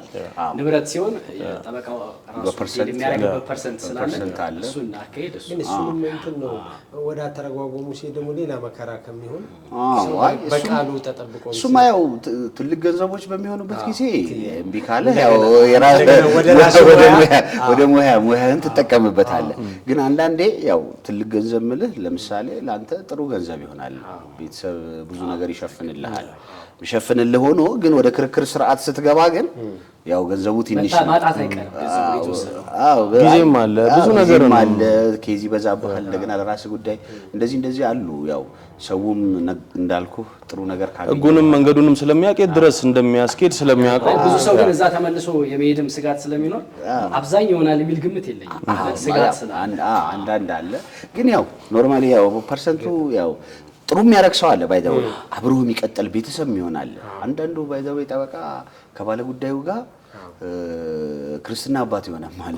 ሐሳቤ ገብቷል። ቤተሰብ ትሆናለህ። አንዳንዴ ብዙ ነገር ትቀጥላለህ። ሰዎች ህግ ስላላወቁ የተሸወዱትን ሰዎች ስታግዛቸው ቤተሰብ ወደ ትቀጥላለህ። ዛቻና ማስፈራሪያ የሚባል ሐሳብ አለ። እሱን ነገር ዲቴል ከሱ ውጪ ደግሞ የደረበ እንድትመልስልኝ የማስበው መርገም ሰው ያንተን ነገር ያሳየኝ እግዚአብሔር ያሳየኝ ማለት ወንጀል ፍቅር የሆነ ነገር ማንበብ ነው የመጣው ነው ምናምን ትላለህ ነው ሶሪ እናቃለን እንትን ብሎ ኧረ በቃ ማለት አንዴ ብላለች አንዷ ፖሊስ ጋር ሄዳ ስታቀርብ አቤቱታ እጁን ከቀኝ ወደ ግራ እያወዛወዘ አለች በዚህ ገብቼ በዚህ ነው መውጣው እያለ ዛቻ ሲፈጽምብኝ ነበር እንዳልከው ያንቺን ነገር ያሳየኝ ብሎ ሲዝትብኝ ነበር የሚሉ አሉ። አሁን እንዳልከው ያው ጥንቃቄ ይፈልጋል። አሁን በጣም ሲሊ የሚመስሉ ነገሮች ግን በደንብ መተላለፍ ያው የወንጀል ተግባር የሆኑ ጉዳዮች አሉ። አሁን ዛቻ፣ ማስፈራራት ደንብ መተላለፍ ሆኖ በወንጀል የሚያስጠይቅ ጉዳይ ነውና እጅል ፊት አሁን የእጅል ፊት ጉዳይ አሁን ብዙ ሰው አይረዳውም እና ያው የሰውን ፕራይቬሲ መጠበቅ መቻል አለበት። ደገፍ ሳታስፈቅድ ደገፍ ካልከው ራሱ አስቸጋሪ ነው። ከከሰሰ ይችላል። አዎ አንዳንዱ ይመጣና እኮ ሰላም ነህ ብሎ መጣርጎ ይላል። ይሄ ደንብ መተላለፍ ነው። ደንብ መተላለፍ ነው። እጅል ፊት ነውና ምን ይመስላል ምናምንም ጥንቃቄ ያው ማለት የሰው ፕራይቬሲ ፕራይቬሲ ራይት ላይ ራሱ የሆነ አስተዋጽኦ አለው። ግን ምስክርም ይፈልጋል እኮ አይደል ነገር እሱማ ያው የምታስረዳበትማ ሁኔታ ያው በግላጭ ወንጀል ነው። ግን ወንጀል የሚሆነው እንደ ወንጀልም እንደው እዛ ለማስረዳትም ምስክር ዊትነስ ያስፈልጋል። እኔ ማቀፌ ነው ይላል አሁን አንዳንዱ ሞል ካንተ እሺ ቆይ ችግር የለውም። አሁን ዞሮ እኛም በባህላችን ምናምን እንዳልከው ሊያግዝ ይችላል። የሆነ ልጅ አቡ አሜሪካ ምናምን ሄዶ እሱ ለእጅን ነጩን ብጠራው አልሰማልኝ አለ። ከዛ ሄጂ ስነካዋለ እነሱ ጋማ ሲሪየስ አበዳል እንዴት ትነካኛለህ መጥቶ እና በጣም እንዳልከው ወንጀል የማይመስል ይሄ እንትኑን አላያችሁም? ኖርማሊ አውሮፓ ላይ እኮ የዚህ ማለት አሁን ዲቴል ሚዲያ ላይ መረጃው መስጠት ባልችልም እንግሊዝ ውስጥ ልጅቷን ወደዚህ ዲፖርት ያደረጉት ሰው ያስታውሳችሁት በቅርብ ቢቢሲ ላይ ባይ ዘ ወይ በጣም እንትን ሆኖ ነበር። ኦኬ መነጋገሪያ ሆኖ ነበር። በእኛ ሀገር ያው መገላመጥ ብትለው ነው በፎርዳት ማተሪያው እንትኑን አክሽኑን ያው ዲቴል ባልገልጸውም ግን እዚህ የለመድከውን ነገር አቦ አንቺ ምናምን ብለህዛ ትንሽ አውሮፓ ውስጥ ሴቶቹን ለከፍ ብታረግ በጣም ከባድ ነው። ባይ ዘ ወይ እዚህም ያው ለከፋ አይፈቀድም። ወስዶ ወደዛ ይገፋም እንጂ ቀኑ ሙሉ ስንገለማመጥ ነው። ስዊዝም እንደዚህ አይነት ህግ አለ። ስዊዘርላንድ ውስጥም እንደዚህ አይነት ህግ አለ። ከሴቶች አውሮፓ ውስጥ በጣም ከሴቶቻቸው ጋር ነው። ከዚህ ከፕራይቬሲ ራይት ጋር በተገናኘ እኛ ሀገርም ገላመጠኝ ብለህ መሄድ እኮ አለ አይደል? የሆነ ሰው ቢያደርግ ልጠይቅ ትችላለህ። እኛ አኗኗራችን ብዙ ነገር በይቅርታ ማለፍ ያለማጋነን ያለማካበድም ነገር አለ። ላይፍ ስታይላችን ያው እንትን ነው የምትኖረው ብዙ ጊዜ ባይ ዘ ወይ አሁን ነው እንጂ እየተነጣጠለ መኖር ሶሳይቲው አብሮ ነው እኮ ግን መዋል ጎረቤት ሆነህ ነው የምትኖረው። ህጋውን በጣም አሪፍ ነገር ላይ መጣ። እንደ ማህበረሰቡ ላይፍ ስታይል ይወሰናል ወይስ ተመሳሳይ ዓለም አቀፍ ህግ ተብሎ የተቀመጠ ነገር አለ? ጥሩ ጥያቄ ነው ይሄ። ያው ኢንተርናሽናል ህጎች አሉ፣ ዓለም አቀፍ ህጎች የተቀመጡ ህጎች አሉ። ግን ያው ህግ ባይ ዘ ወይ ማህበረሰቡን ነው የሚመስለው። እንግዲህ የህግ አወጣጥ ሂደቱንም ስታየው ህግ የሚወጣው በህግ አውጪው አካል ነው። አሁን በእኛ ሀገር ሲናሪዮ ስታየው ፓርላማ የምትለው ነው። ፓርላማ ውስጥ ያሉ ህግ አውጪዎች ደግሞ እንደኛው ያሉ ሰዎች ናቸው። ስለዚህ የማህበረሰቡን እሴት፣ ባህል፣ ወግ፣ አኗኗር መሰረት አድርገው ነው ህግ ማውጣት ያለባቸው። ከሱ ወጣ ካሉ ምክንያቱም ይሄ ቢሄቪየሩን እኮ ነው ህግ ስታወጣ ቢሄቪየሩን ነው ጋይድ የምታደርገው፣ ባህሪውን ነው የምትቀርጸው እኮ። ወደዚህ መሄድ አለበት ወይ ፖሊሲም ልትለው ትችላለህ እኮ ህግ ወደዚህ መሄድ አለብን ነው እኮ አቅጣጫችን እንደዚህ ነው። አሁን ለምሳሌ ተመሳሳይ ጾታ ሌሎች ሀገሮች ውስጥ አለ አይደለ? የፈቀዱ ሀገሮች አሉ። አንዳንድ ሀገሮች ውስጥ ደግሞ የሆኑ ስቴቶች ይኖራሉ፣ ሌላኛው ኖ ይላል። የነሱ የሀገራቸው የህግ አወጣጥ ስርዓት እንደተጠበቀ ሆኖ ግን የሶሳይቲውን የማህበረሰቡን ባህሪ ነው ጋይድ የምታደርገው። እንደ ፖሊሲ ነው ወደዚህ ነው አካሄዳችን፣ እንደ ማህበረሰብ እንደ ሀገር እንዲህ ነው የምንሄደው እያልክ አቅጣጫ ነው የምታሳየው። ግን የወጣበት ዓመተ ምህረት አሁን ኢትዮጵያ ውስጥ በ40 ምናምን ውስጥ ነው የጸደቀው የመጀመሪያው ህግ። የቀድሞ ኃይለ ሥላሴ ጊዜ የወጡ ህጎች አሉ። እነሱ በሙሉ ናቸው። አሁን አንዳንዴ የተሻሻለው በቤተሰብ ህግ ምናምን ሲባል ይሻሻል። ቶታሊ ተሻሽለዋል እነሱ። ህግ በየጊዜው የሚሻሻልም ነገር ነው አይደል? በጣም ብዙ ህጎች አሉ።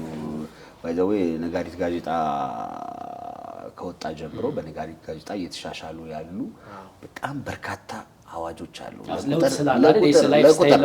አዎ አንተ ባይ ዘ ዌይ ህግ ባለሙያም ሆነ የሚያመልጡ ህጎች አሉ። አንዳንዴ ማለት ሁሉንም ሪሰርች ነው የምትሰራው። ህግ ባለሙያ ስትሆን ባይ ዘ ዌይ ቤዚክ ህጉን ታውቀዋለህ።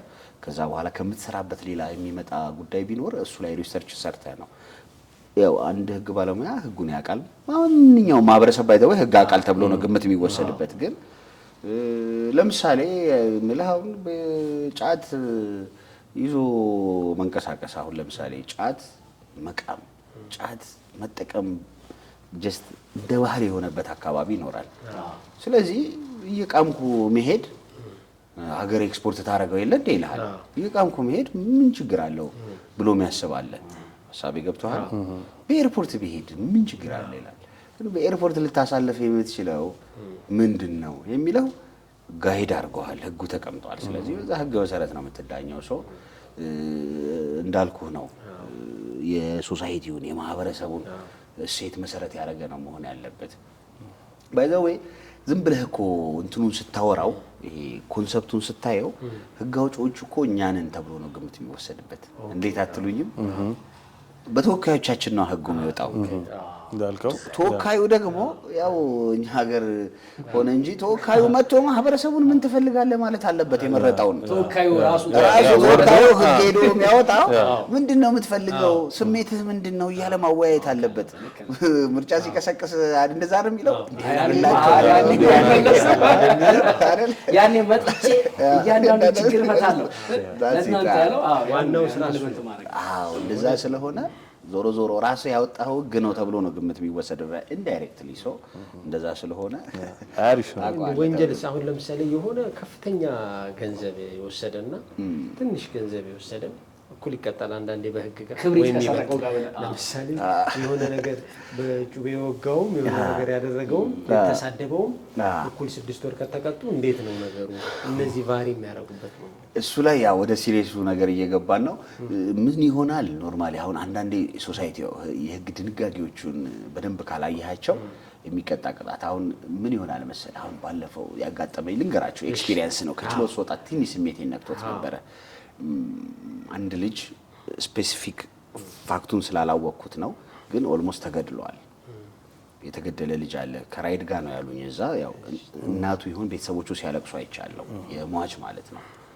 የሟች ቤተሰቦች የሚያለቅሱት ልጅ አሁን ነው የሞተው እያሉ ነው። አሁን ሞተ እያሉ ነው። እና ኦልሞስት ግን እነዛ ገዳይ የተባሉት ሰዎች ወደ 23 ዓመት 25 ዓመት አካባቢ ነው የተፈረደባቸው።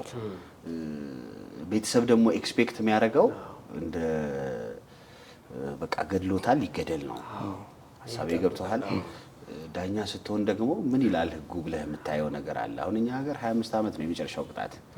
የመጨረሻው ቅጣት ማለት ያው የሞት ቅጣት እንዳለ ሆኖ ግን የእስራት ቅጣት 25 ዓመት ነው። በተለምዶ እድሜ ልክ እድሜ ፍታህ ይባላል። እድሜ ፍታህ ያው ዝም ብለህ ስታየው እድሜ ፍታህ ማለት ስትሞት ትወጣለህ ነው አይደል? እድሜ ፍታህ የለም። ያው 25 ዓመት ነው ከፍተኛ ቅጣቱ። ግን አንድ ማቅለያ ካለህ ይወርዳል።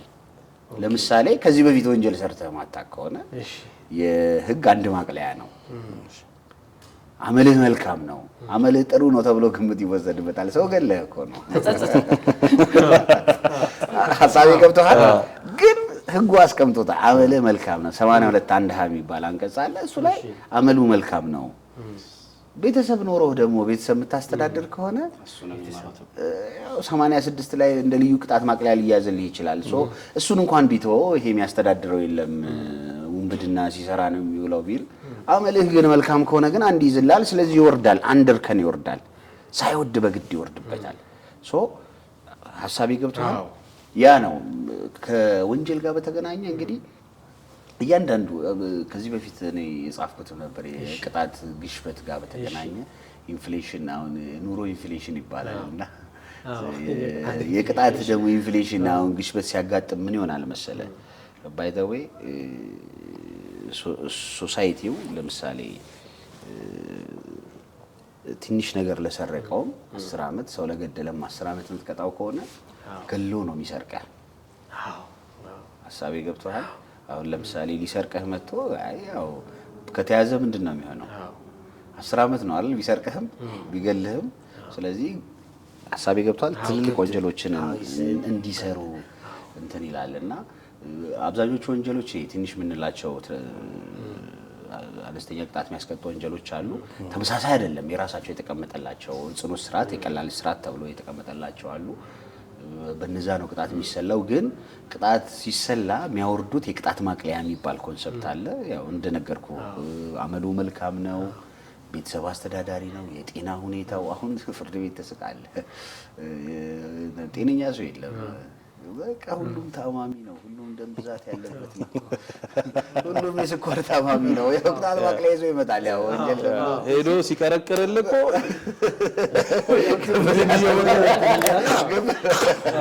ያመኛል። ሌላው ማለት የወንጀልን ለመከላከል አንተ አክቲቭ ረዳት ካልሆንክ አሁን ለምሳሌ ሰዎች በሚደባደቡ ሰዓት አላገላግል ብሎ ኒውትራል የሆነ ሰውዬ እሱ ሰውዬ ምንም አለማገዙ ከታወቀ ይሄ ሰውዬ ወንጀለኛ ነው። ስፔሲፊካሊ ምንድነው ኖርማሊ ከእንደዚህ አይነት ይሄ አሁን ወንጀል መፈጸሙን አውቀ ሪፖርት አለማድረግ ያስቀጣል። ወንጀል ነው። ለህግ አካል ማሳወቅ መቻል አለብህ። ወንጀል መኖሩን ካረጋገጥክ ሪፖርት ማድረግ አለብህ፣ ማሳወቅ አለብህ። እንደዚህ አይነት ነገሮች አሉ። አሁን ስፔሲፊካሊ እዚህ ጋር ለመመለስ የሚቸግረኝ ምንድነው ፍቅር ምን ይሆናል መሰለህ፣ አሁን የወንጀል ድንጋጌዎች ቃል በቃል ነው የተቀመጡት። አባባሌ ገብቶሃል? አሁን ወደ ትርጉም ነው የምንሄደው። አሁን ማገላገልን ምናምን በሚመለከት ያው ፈርተህ ላታገላገል ትችላለህ። ሐሳቤ ገብቶሃል? እንደገና በወንጀል የተጠየቁም ሰዎች እንደዚህ ኤክስፒሪየንስ ስላለኝ ተገላግለው አገላግለው ነገር ውስጥ ተካተው እስከ መጨረሻው ድረስ ይገባው እስኪጣራ የሚባል ነገር አለ። እስኪጣራም ብቻ አይደለም ክስ የቀረበባቸው አሁን ምን ይሆናሉ መሰለህ፣ አሁን ለምሳሌ አቅም ኖሮ ወይም ደግሞ በሁለት መንገድ ማለት ነው አቅም ኖሮ ያው መርዳት የምትችለው ያ ነገር እንዳይፈጸም ማድረግ ችለህ ድርጊቱ ተፈጽሞ የሚገኝ ከሆነ በኦሚሽን የሚያስቀጣ ከሆነ ወይም ደግሞ ባለማድረግ የሚያስቀጣ ወንጀል ከሆነ ልትቀጣ ትችላለህ። አንዳንዴ ደግሞ ምንድነው አባሪ ሆነ የምትካተትበት ሁኔታ አለ። ያው አንተ አገላገሉን አገላግላሉ ላይ ያስኮስ ያስመጥቶ እንትናም አለበት ሁሉም ይችላልም ደግሞ አብሮ ኤክስፒሪየንስ ላይ ገርሞኝ ነው። አዎ እንትን ልታገላግ አስመጣ ኦሬዲ አንዱ ፌል አደረገ። እንትን ባትለው ኬዙ አንድ ላይ ታየ። አገላጋዩም ተፈርዶበት ወረደ። ኮዝ ኤንድ ኢፌክት ሪሌሽንሺፑ ባይ ዘ ዌይ እሱ ባይዘው ኖሮ ይላል። ያው እሱ ባይዘው ኖሮ አይወጋውም ነበር ወይ እሱ ድብና አድርጎ ይዞ። ስለዚህ ተመልካቾች ለጥንቃቄ እንዲሆን እንትን ነው ሁለቱንም ወይ ያዝ እሷን አጠፋም እኮ ብለህ ስትይዘው አይደለም ያው እንትን ይፈልጋል። በቃ ወዲያው እንደ ነገር ላምባዲና አይደለም። ግን ዞሮ ዞሮ እንትን ነው ማለት እኔ አሁን የሚገርመኝ ነገር አለ። ትንሽ የጎዳና ህይወት አካባቢ ላይም ማቃቸውም እኔም በተወሰነ መንገድ ያው ልጅነታችንን ታስተውሰዋለህ ማዲና ማቃቸው ልጆች ነበሩ። እኔም አብሬያቸውም ኖሬም ማቃለውና ብዙ ጊዜ ክረምት ሲመጣ ትንሽ ወንጀል እንግባ የሚባል ነገር አለ። እስኪ ስለሱ ሌሎችም ሰዎች አሉ። ስለ ጎዳና ተነሳ እንጂ ኦን ፐርፐዝ ትንሽ ወንጀል እንትን ብለው የሚገቡ ሰዎች አሉ። በተለምዶ እኛም እኔም ህግ ሙያ ውስጥ ሳልገባ በፊት ምንለው ነው ልጅ ከዚህ ከመጠለያ ጋር በተገናኘ በተለይ ክረምት አስቸጋሪ የህይወት ጊዜ ነው። ያው የህይወት ክረምት አለ አይደል? ዋናው ክረምት አለ፣ የህይወት ክረምት ማለት እና ዋናው ክረምት ላይ ትንሽ ከበድ ይላል እና ኖርማሊ ትንሽ ጊዜ ያው እንግዲህ መንግስት ደግሞ ወይም ደግሞ ያስፈጻሚው አካል የያዘውን በቁጥጥር ስር ያደረገውን ሰው ጤናውን የመጠበቅ መሰረታዊ መብቶቹን የማሟላት ምልህ ምግብ መብላት አለበት። ጤና ህመምተኛ ከሆነ በመንግስት ወጪ ነው መታከም አለበት። አልጋ ማዘጋጀት አለበት፣ ንጹህ አልጋ፣ ብርድ ልብሱም ይመጣልሃል። ዞሮ ዞሮ ያው የኛ ሀገር እንትኖች ያው እንትን ጀጅ ማድረግ አይሆንብኝና ከጎዳና ይሻላል ነው እንጂ ትንሽ ያስቸግራል። ግን ከጎዳና ይሻላል እንጂ እንደተባለው ቢሆን ግን ውጪ ካለው ነው ምቹ ነገር ሊኖረው ይችላል። አዎ ዛት ሲት እሱን መሰረት በማድረግ ያው አነስ ያሉ ወንጀሎች በተለይ አንዳንዱ ካልኩሌት አድርጎ የሚሰራ አለ። እስቲ እቺን ባረጋት እቺ 6 ወር ትሆናለች፣ አይ 6 ወር ትሆናለች ቅጣቷ ያው ለምደውት 6 ወር ስለምትሆን እስቲ 3 ማቅለያ ባረግባት 2 ወር በቃ ሐምሌና ነሐሴን ቆይቼ መስከረም ላይ እንደው ዋሌ ሌላው እዚህ ላይ ሌላ የምትለው ነገር አለ? ገጠመኛል? እሺ እንትን ነው አንተ አሁን ሙያውን ወደው ነው ጎበዝ ተማሪ እንደነበርክ አስታውሳለሁ። ጎበዝ ኳስ ተጫዋች እንደነበርክም አስታውሳለሁ። ቀድ ነበር ምን ሰፋው ኮርና ዋጥቻ ግብቻለሁ አንዴ ራሴ አቺ ፓራኳትና ፓካስ ያለች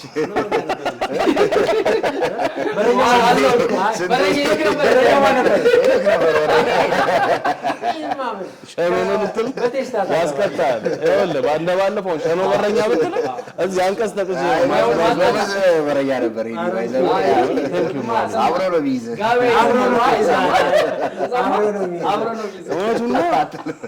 ታስገድለኛለህ እንዳታገባ ሰራ ነበር ባይዘው ሩጬ ራሱ በጣም ከባድ ነበር። በፊት በጣም ኳስ እንጫወት የኔት እዚህ ይላል እንዴ ሟሊ በጣም እግሩ እንዴ ነው በሳይቲ ምናችሁ ብስራት ያረኛ ትንሾቹ ብስራት እኛ እኮ ልጆች ነን እኮ እንዴ ሄኖክ በጣም ብዙ ጎል አስተናጋሪው አንተ ነው። ዛሬ አይደለም በደንብ ነው የሚያውቅ። ሁሌ 6 አቁል ግማሽ ደርዘን ጥያቄ ነው ነገር አይ ጨርሱና አይ ይከተላል አለበለዛ ለክስ እንዲመች ተናገር። ሪካርድ እየተደረግሽ ነው አዳም ሞዋል ምን ልትወስድብኝ ነው? ጥያቄው ቀጥል ብያለሁ። እሺ ጠይቀው። አይ ኖ ኖ ህጉን እንጨርስ። ኦኬ ከህግ ውጪ ነው እንዴ? ኦኬ እንደው ሟሊ በስራ ለምሳሌ ኬዙን ሌላ ሰው ይዞት ምናምን በጣም ብዙ ጊዜ ተሞክሮ ግን አንተ የሆነ እውነት አይተህበት ይሄን ኬዝማ እኔ ነኝ የሚይዘው ምናምን ብለህ የረካህበት የሆነ የምታስታውሰው ነገር አለ? ኦፍ ኮርስ ያው ይኖራል። ኖርማሊ ያው ዲስክሎዝ ማድረግ ስለማትችል ነው ያው አንፃር ግን ያው ኢፌክቲቭ እንዲሆን ያው ጥረት አድርገህ ባይዛው በተለይ ከዚህ ከከስተምና ከታክስ ኬዞች ጋር ብዙ ጊዜም ስለሰራው አንዳንዴ እስቲ ሞክረው ይልሃል ጓደኛህም ትንሽ ከበደኝና እስቲ ትላለህ ያው የምትችለውን ታረግና ውጤት የምታመጣባቸው አሉ። ጥሩ ነው ለህ ያጋጥመሃል። ግን ያው ትንሽ እንደ ከነፍስ አባት ጋር ይገናኛል። አሁን ምን መሰለህ አንድ ወንጀለኛም ሆነ ምንም ለጠበቃው አይደብቅም ማለት ነው። እውነት ነው። ሁሉን ነገር የደበቀውን ነገር ደግሞ ሚስጥር ነው ብሎ ደግሞ ዳኛ ፊት ደግሞ ይደበቅለታል። ኦፍ ኮርስ ያው እንትን ፕሪቪሌጅም አለው ፕሪቪሌጅ አለው። አሁን መጥቶ ስለ አንድ ጉዳይ አንድ መርማሪ ስለሱ የምታውቀው አለ። ስለዚህ እሱን ንገረኝ ቢለኝ እውነትን ባቅ ያለ መናገር መብቱ አለ። ዞሮ ያው ከዚህ ከክላይንት ሪሌሽንሺፕ ጋር ሚስጥርን የመጠበቅ ያለ መገደድም ሚስጥር እንዳታወጣ ያለ መገደድም በራስ ፈልገህ ካላወጣ በስተቀር ያለ መገደድም ነፃነት አለ። እንዳልከው ንስሐ አባትም እንደዛ ተመሳሳይ ነው። እንደዛ ነው የሚሆነውና ያው መያዝ አለብህ ደግሞ ዞሮ ስራው ዋናው ስራው ከክርክሩም ባለፈ የደንበኛህን ሚስጥር በደንብ ጠብቀህ ይዘህ ማስተላለፍ ነው። ያው በምንድን ነው የምትዝናናው ግን?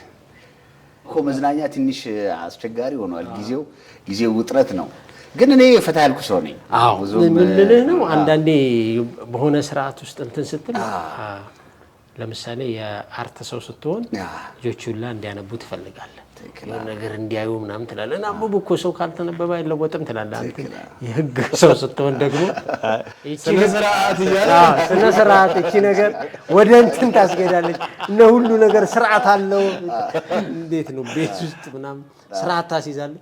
እሱ ብሏል እንትን ነው ምልህ እኔ የላይፍ ምልህ አሁን የላይፍ ላይ ህይወት ላይ ባይዘው የህይወት እንቅስቃሴ ላይ የህግ ባለሙያ ስትሆን ቶሎ የውሳኔ ሰው አትሆንም። ባይዘው በጣም ብዙ ዳይሬክሽን ነው የምታየው። የሆነ እቃ ለመግዛት ራሱ 3-4 ያሰበህ ነው ሐሳቤ ገብቶሃል። ብዙ ነገሮች የህግ ኢፌክቱን ታያለህ። ፈሪ ነው የሚባለው ባይ ዘ ወይ የህግ ባለሙያ ፈሪ ነው። የህይወት ውሳኔ ላይ ፈሪ ነው። በጣም በ3-4 ዳይሬክሽን አይተህ ነው የምትወስነው የህይወት ውሳኔ ላይ። መዝናናትን ላልከኝ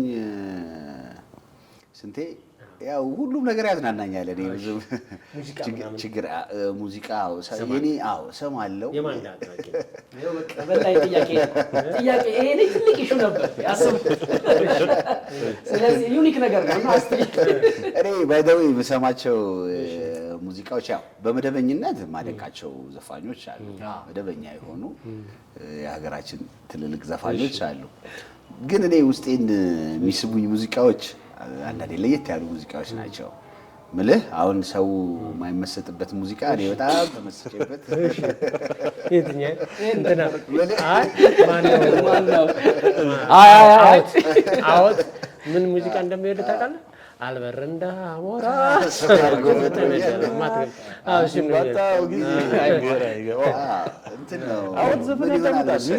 በቃ አንዴ እንደሱ ዘፍነው ደግሞ ንገረዋል። አሁን አንተ የሰርግ ዘፈን አሁን ለምሳሌ ለኖርማል ለመስማት ላትሰማው ትችላለህ። እኔ ግን አሁን ለምሳሌ ስልጤ ቦሎቾ የሚለው ዘፈን በቃ ቁጭ ብዬ ልሰማው እችላለሁ። ሟሉን ላይ በነገራችን ላይ ማለት ነው። እኔ ቦሎቾ ያ ቢያው ቋንቋው በደምብ ስለማላውቅ ሄኖክ አታውቀውም? ቤላ ዘፈን እሱን ዘፈን በቃ አንተ አልጠብቅም። ዞሮ ዞሮ እንደዚህ አይነት ዘፈኖች ለየት ያሉ ማለት ለየት ያሉ ስለዚህ ባዘቦት ቀን የማይከፈቱ በኖርማል ቀን የማይከፈቱ ዘፈኑም ሆኖ ራሱ አሁን ለምሳሌ የተለመዱ ያሉ መሰለህ ትርጉሙን ታውቀዋለህ? ሙዚቃ እኮ እንትን ነው። አይ እንደሱ ሳይሆን ሙዚቃ እኮ ስሜት ነው። ሲያነሳ በመዋል ሲያነሳ እንትን የሚለው ዘፈን ሲል ቶታሊ አታውቀውም። መጀመሪያ አታውቀውም አንተ ማለት ነው። በቃ የሆነ ነገር አለው የትልና እስቲ እኔ እኮ በቃ አስተዋውቆኛል ነው ምን እሺ ትሄዳለህ ምልህ ለየት ያሉ ኮከር ገደባኑም ገብቼ ነበር ባለፈው አይደል? ኧረ ይሄ ማለት ይመጣበት አሁን ስለ አርቲስት ይጨርስ ያመጣደው ሙዚቃው ምንድነው? አሁን ኮከር ኬፓሶ ነው ኬፓሶ ነው የሚሰማው ኬፓሶ ምልህ አሁን ሁሉንም ዘፈን በዛ ኬፓ ይመቸኛል እኮ እኔ ደስ ይለኛል። ደስ ይለኝ ልጅ ነው ግን ኬፓ ምናምን አልሰማም። ከሱ ውስጥ ራሱ ከሚዘፍናቸው ዘፈኖች ውስጥ የሆነ አንዷን ለይቼ በቃ ትመስጠኝና ቁጭ ብዬ እሰማታለሁ። በደንብ ኢንተርቴንም ያደርገኛል ማለት አሁን ልጁ ፈታ ያለ ነው ደግሞ ፈታ ያለ አሉ። ባይ ዘ ዌይ የዮሐና አድናቂ ነኝ። በጣም ይመቸኛል። ይሄ ኒው ከመር ከሚባሉ ዘፋኞች ውስጥ እሱን እሰማለሁ። ትልልቆቹን ግን ባይ ዘ ዌይ በፊት እሰማ የነበረው ፍቅር አስጨነቀው ልጁ በእናትህ ምን አልኩኝ? ታብሩ ጀንበሯን ለማታሸኝቺ እስቲ ሄኖክ ተጫወት። ስንቴ እኔ ግጥም አለ ግጥም እኔ ጋር ዜማ ነው እኮ ዜማ ነው። አንተ ዜማ ደግሞ ተካሰሳ ይላል ኮከቤን እቆጥራለሁ ወጥቼ መቼም አላደር ተኝቼ የሌለ ከባድ ኬስ ሲኖርህ እኮ ነው ለሊት ማለት ያው በደዌ እንትን አድርገህ ዘፈን አዶን ነው አርቱ ላይ ያላችሁ ሰዎች ልታውቁት ኳስ ታያለ? አዎ ኳስ የማን ደጋፊ ዘፈን ብሎ ቆይ ነገር ሊሆን እስቲ ቆይ አንዴ ስንቴ አርሰናል ስንቴ የማን ማንቸስተር ደጋፊ ነኝ። የማንቸስተር ደጋፊ ነኝ። የእንትን ሌላው የሱ ላይ ምን አለ መሰለህ እንደ ዘፈኑ ብቻ አይደለም ሟል አንድ አዲስ ኢሹ ይዞ ይመጣል ነገሮች ላይ አንደኛ እንደዚህ እንደ ቲም ምንም አብራ ሆነ ሲመጣ ሌላ ኢንቫይሮንመንቱን ይቀይራል። እንደ ሀሳብ ሞቅ አድርጎ ምናምን አርፍዶም ይምጣ ምንም ማለት ነው እና የሚቀይር አይነት ሰው ነው። ከሱ ውጪ አሁን ባለፈው አንድ ብሔር አገኘልኝ እንትን ላይ ራሱን እኔ ሰምቼው በህይወቴ አላውቅም። እናንተ ሰምታችሁት ከሆነ አላውቅም። ምንድን ነው ተቋሌን ብሔር ምናምን አለኝ ሲለኝ የእሱ እኮ ዘፈን ነው ይሄ ምናምን አለ። እንዴ አይመዋል ብዬ እስከዚህ እድሜ እኔ ሰምቼው አላውቅም። በአንድ ቀን ስሙን ትሰማለህ። አይ ቆይ እስቲ ላድርግልህ ብሎ ጎግል አድርጎ እስቲ እንገራችሁ ይችላል። ምንድን ነው ዘፈን? አዎ ኦኬ የኮከር ገደባ ነው ብሔሩ ነው ኮከብ ስካ አዎ ያው ወደ ታች ያለ ነው የነሱ ዘፈን ቆንጆ ዘፈኖች አሉ። ወደ ወለልኛም ይወስደዋል። ኦኬ እንደዛ ዘፈኖች አሉ ማለት ያው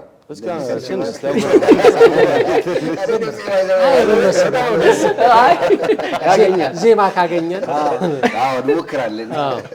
እንሞክራለን። እንደዛ ነው ያው ሙዚቃ ደስ ይላል። ግን ሙዚቃን ያው ሲሪየስ ሆነ ስትሰማው ነው ያው ማለት የሆነ ነገር ላይ ሲሪየስ መሆን ትንሽ ሲሪየስሊ የሚሰሙ ሙዚቃዎች አሉ።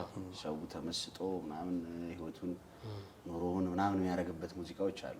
ባይዘዌ ሰው ሲያፈቅር ይሰማል አይደል? የፍቅር እንደገና ሲደብረው ይሰማል፣ ሲደሰትም ይሰማል፣ ሲጠጣም ይሰማል፣ ሲበላም ይሰማል። ዞሮ ዞሮ የህይወት አንዱ አካል ነው።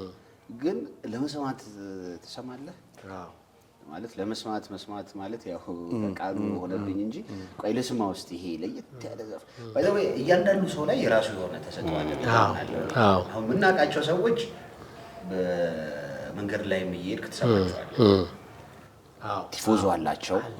ቲፎዞ አላቸው የሚያራግበው ሚዲያ አለ። ሳሪ ገብቷል ጫጫታ ይለኝ እንደው ብዙ ሰብስክራይብ የተጨቆኑት ነው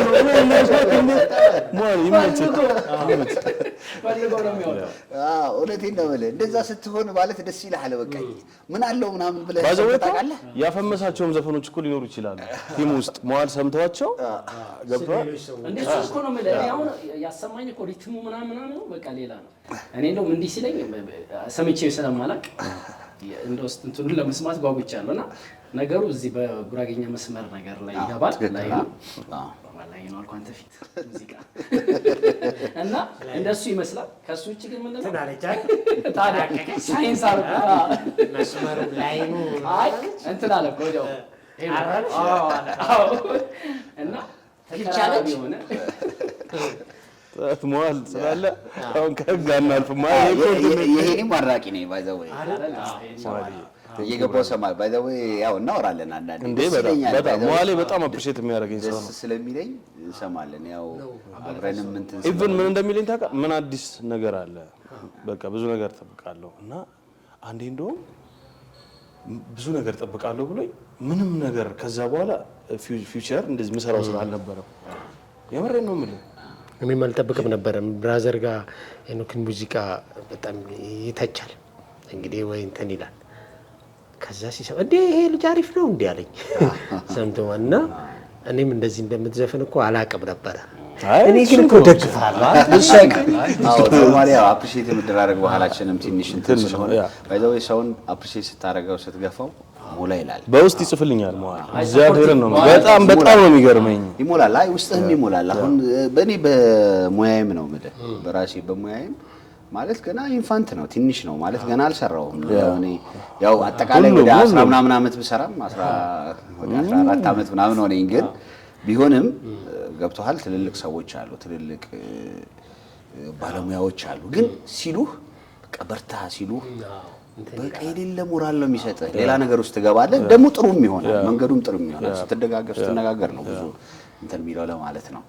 መዋል የሚገርም ሰው ነው። ጥሩ ጥብስ ሰሪ ነው።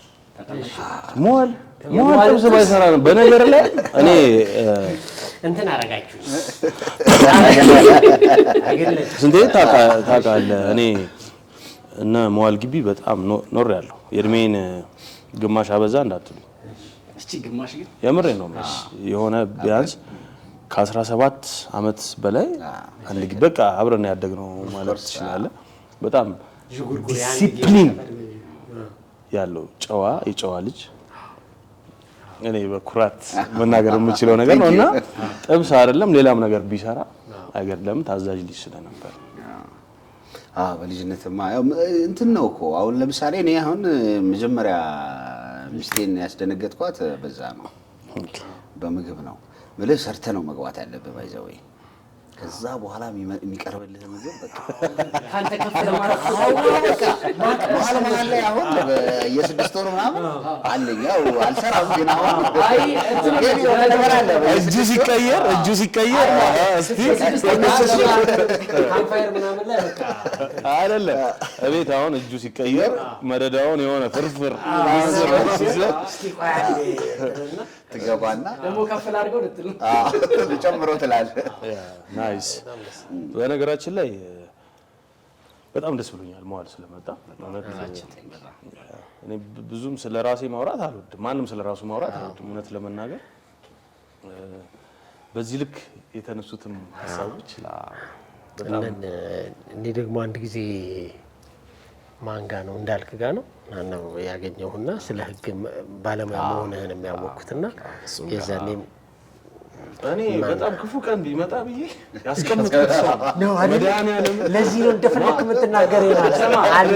እንትን ነው ለዚህ ፈለክ እዚህ ነገር እኮ ነው የባሰ። አሁን አንዳንዴ ከኔ አቅም በላይ የሆነ ነገር ቢመጣ ወይዬ ማለት ያቀ ከያይዘን እንወርዳታለን የምትለው ለዚህ እናውቀዋለን ነገሩ ስራውን እናውቃለን። ስማ አንድ አይነት አንተተን እንዳትቸገር ኳስ ትጫወት ነበር ለሁለት ሰው ቆሞ ደግሞ የእንትን አየህ እኔ ሳወራ አይ መዋላ ለሁለት ሰው ቢቆም የሚለው መጀመሪያ እኮ ሜዳውን እኮ እወለ የመጀመሪያውን 10 እና 15 ደቂቃ እኮ እሷ ነች ወጥራ ያዘችው። እንዴ ህግ ምን እንደ ህግ አናውቅም እንዴ ያልኩኝ ገባኝ። ስንቴ በቃ ገባ ከመር አይ እሱ ሳይሆን ኳስ ትጫወት ነበረ። ኳስ የማን አድናቂ ነህ ነው?